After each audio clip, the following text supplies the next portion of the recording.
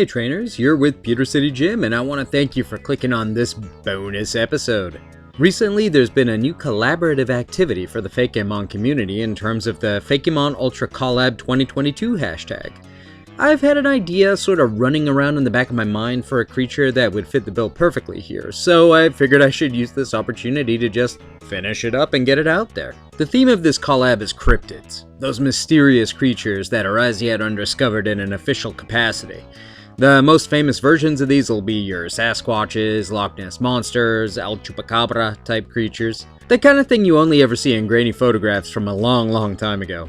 Or in the case of the Chupacabra more recently, as it's a cryptid with its origins in Puerto Rico in the 1990s. The idea is that you should use something from your own culture, but well, I'm from New Zealand. The closest thing we have to a cryptid is pretty much the Fiordland moose, which kind of amounts to, so there's a big deep forest that might have moose in it. There were some released there at one point, and there might still be a few kicking about. Of course, there's some amazing creatures that come from the Maori culture, like the Taniwha, which is a sea serpent kind of a creature, the Ngara, lizard people, or the Maero, a beastman that sounds like a malevolent tool-using hominid. But I consider these more to be legends and mythology than cryptids. It might be splitting hairs to some, but I have a certain level of reverence for these stories that makes it hard for me to put them in the same category as Bigfoot and Nessie. Also, hopefully my Maori pronunciation is okay. It's been a while since I spoke any amount of te reo. Anyway, the region I'm working on is set here in Southern California, so it's better I find something from around here, right? So, what to choose? The aforementioned Squatch is a super popular one, though it tends to hang out in the north of the state. There's also the Elizabeth Lake monster from LA County, which is said to have the head of a bulldog, 6 arms, bat wings, and a serpentine neck. Yikes. One of my favorites is the Fresno Nightcrawler, which is like sentient pants. I'm definitely coming back to that one as a Pokemon, don't worry. But the creature I've chosen for this video is none other than the Dark Watchers. The Dark Watchers are said to inhabit the Santa Lucia Mountains along the Pacific Coast Highway. Some say they have a history that dates back to the Chumash people and their traditions, but this appears to be kind of false and said only to give the more recent bit of folklore a sense of legitimacy, which isn't cool. The real genesis of the legend seems to be with the Spanish, who were making their way west in the early 1700s. The Santa Lucia Mountains were a massive barrier between them and the Pacific Ocean, and I think that caused them a lot of anxiety. These were the days when climbing mountains was super life-threatening. One badly broken bone or major laceration could be deadly in the days before, soap, antibiotics, that kind of stuff. Not only that, but there were the Dark Watchers to contend with, or as they called them, Los Vigilantes Oscuros. More recently, well, in 1938, the author John Steinbeck, yes, that John Steinbeck, Grapes of Wrath, Mice and Men, included a mention of them in his short story Flight. Ahem. Pepe looked cautiously back every minute or so, and his eyes sought the tops of the ridges ahead. Once, on a white, barren spur, he saw a black figure for a moment, but he looked quickly away, for it was one of the Dark Watchers. No one knew who the Watchers were, nor where they lived, but it was better to ignore them and to never show interest in them. They did not bother one who stayed on the trail and minded his own business. His son, Thomas Steinbeck, would later write a book filled with interviews of people who claimed to have seen them. In Search of the Dark Watchers, Landscapes and Lore of Big Sur. A book I would dearly love to read at some point. Anyway, it seems that the Dark Watchers were something of a family interest for the Steinbecks.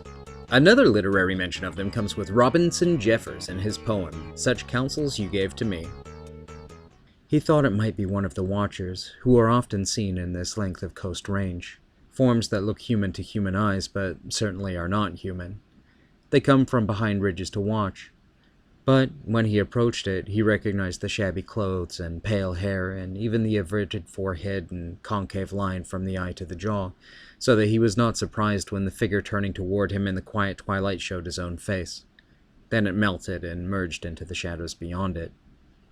A part of the lore is that these reclusive cryptids avoid being seen by travelers who are in possession of advanced tech, so cell phones, cameras, anything that would allow for them to be photographed essentially, which of course makes them hard to get any kind of record of beyond written and spoken word. That, in my opinion, makes them all the more interesting as a cryptid. It's so mysterious. It's getting kind of dark out. Let's get inside the lab. Wait, is there a power cut? Why won't the lights turn on? Oh boy. Well, let me try and continue the video. I'm gonna go ahead and use a Litwick to remedy this situation. So, this cryptid is humanoid, not based on an animal. That makes it kinda hard to come up with a design that the Pokemon fandom would find appealing because, well, honestly, most of the humanoid Pokemon, especially those who wear clothes, are frowned upon by a lot of people. The Dark Watchers are humanoid in shape, though very tall, and they're usually seen with a wide-brimmed hat on their heads, long flowing robe or cloak, and often a walking stick or cane. Though in some accounts, they're said to have sticks for fingers instead of the cane, and I think that's way weirder and more interesting. They're said to be made of shadow, like they're not really there, like they're not supposed to be there. Like they just slipped in for a moment or two to observe our world, without really being a part of it. Weird. Strangers. Not of this world. Ultra Beasts. These Pokemon are designed to be weird on purpose. They're not supposed to look like they belong in the world of Pokemon. Interlopers from other dimensions.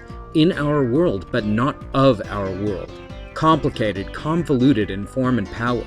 It's perfect. With that idea in mind, I started designing. One possible explanation of the Dark Watchers is the Brock Inspector phenomenon.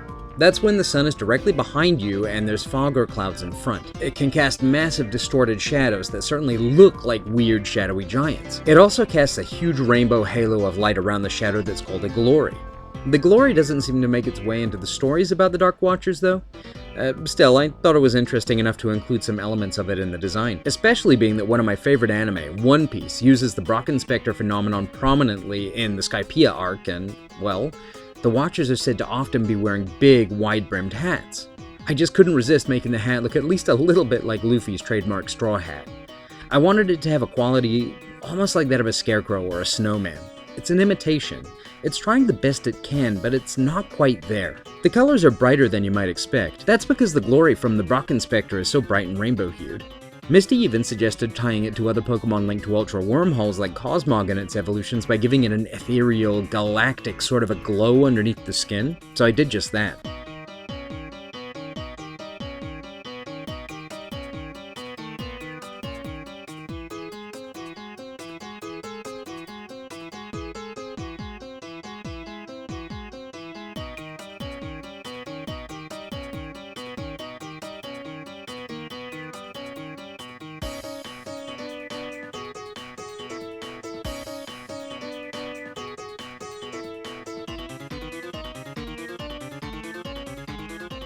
So here's some cryptid-style lore centered around this Ultra Beast. 3,000 years ago, earth-shaking events took place across the sea.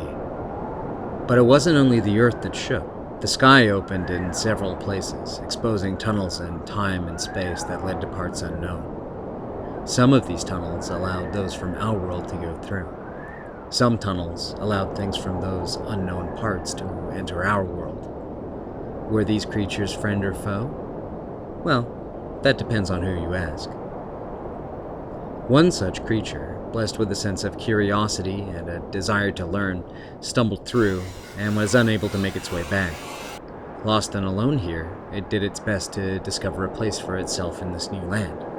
It dressed itself as it saw the locals do, the style of these clothes changing over time to better mimic the clothing it saw people wear, from tanned leather stolen from the rack to torn sails from wrecked ships, to tablecloths and blankets hung on clotheslines. It worked what magic it could with these raw materials in an effort to fit in. Its featureless hands were adorned with sticks to emulate fingers, and a hat was placed on its otherwise bald head. It saw many people with hats, after all. Still, despite these efforts, any attempt it made to communicate was met with terror. Its otherworldly, eldritch voice wasn't kind on the human ear. Its face remained blank, no matter what emotion it was feeling. People couldn't tell that to know this creature's heart. One only had to look at the swirling galaxies under its skin and gauge by the color and number of them how it felt. And how it felt, increasingly often, was isolated. It stands on the periphery, an outsider glancing in modern times, notice it or try and engage it, and its like is not to flee rather than risk being treated unkindly. Still, kindness is a universal language, a multiversal language. Leave offerings near this creature's den and it will return the gesture, often twofold. Words are wonderful, but gentleness and generosity often have no need of them. To this day, hikers in a specific mountain range tell stories of being watched in the dark, but should they leave a token of appreciation in a place where it might be found, they'll usually come back to a surprise. And now, here's the Pokedex entry. Vigilum, the Dark Watcher Pokémon.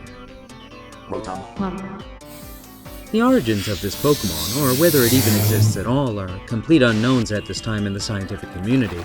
Its presence, according to hearsay, causes technology to cease functioning. In fact, we would be surprised if you can even read this entry. Here's your stats, and here's a learned moves list. The name takes from the Spanish name, Los Vigilantes Oscuros, and the fact that it's pretty tall, so it would be looming over most people.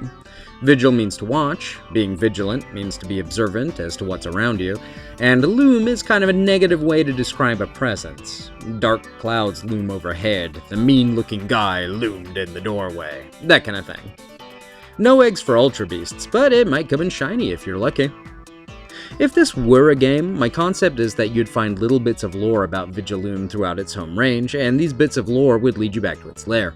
You can deposit items like berries, elemental stones, and nuggets, and come back 24 hours later to find whatever you deposited gone and replaced with something of greater value. Do this several times, and the item you receive would be a Beast Ball. Pick it up, and that would trigger an encounter where, so long as you throw the Beast Ball before attacking, you'd catch it right away. You've built a bond with Vigilum through the exchange of gifts, so it sees no need to battle against you. But it will battle for you. You are its first, and thus far, only friend in this world. The first friend it's had in 3,000 years. Well, I'm done here. Thanks so much for watching. I hope you liked my entry for the Fakemon Ultra Collab 2022. Feel free to let me know how I did down in the comments. I'm gonna head home. I just hope there's power there. This dark is giving me the creeps. Again, thanks so much for watching. I'm looking forward to catching you in the next video, but until then, take care. Bye!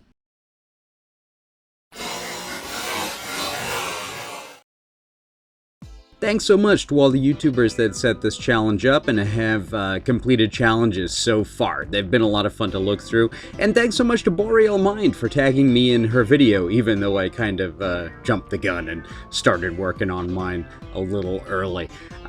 Thanks again. Take care. Bye.